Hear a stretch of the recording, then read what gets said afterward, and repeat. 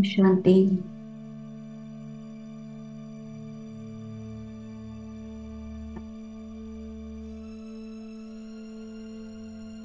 அனாதியாக அவிநாசியாக இருக்கின்றேன்.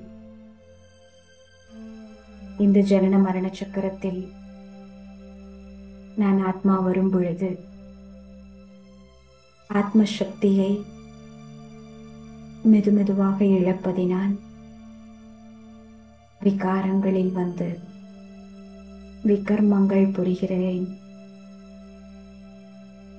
இப்பொழுது இந்த கலியுகத்தின் இறுதியில் பரமாத்மா அவதரித்து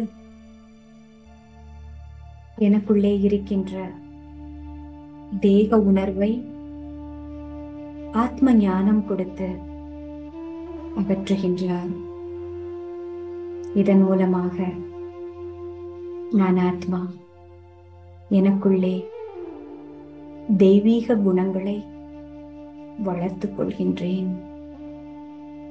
கர்ம விதியின் அனுசாரம் எப்படிப்பட்ட கர்மங்கள் புரிய வேண்டும் என்பதை தெளிவாக புரிந்திருக்கின்றேன். பரமாத்மா வந்து தன்னை பற்றி தானே அறிமுகம் கொடுத்திருக்கிறார். இதன் மூலம் பரமாத்மா யார், தேவ ஆத்மாக்கள் யார், நான் நரனிலிருந்து எப்படி நாராயணன் ஆகலாம் என்கின்ற மிக உயர்ந்த படிப்பை இப்பொழுது நான் கற்றுக்கொண்டிருக்கிறேன்.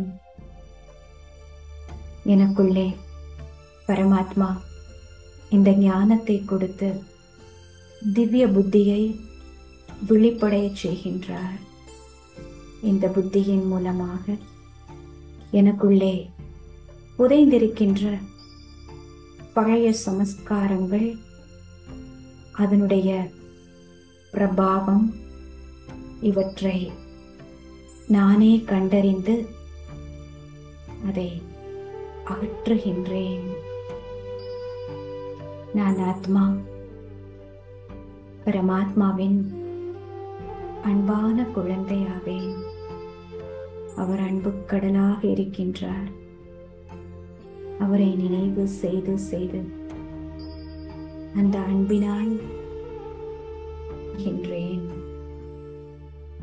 பரமாத்மா எனக்குள்ளே இருக்கின்ற மரண பயத்தை நீக்கி அமரத்துவமான வாழ்க்கையை வாழ்வதற்காக இந்த ஞான அமிர்தத்தை எனக்கு வழங்கிக் கொண்டிருக்கின்றார்.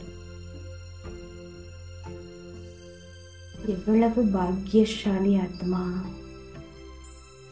பரமாத்மாவினுடனான இந்த வாழ்க்கை எவ்வளவு மகத்துவமானது என்பதை ஒவ்வொரு கணமும் நான் புரிந்து கொள்கின்றேன்.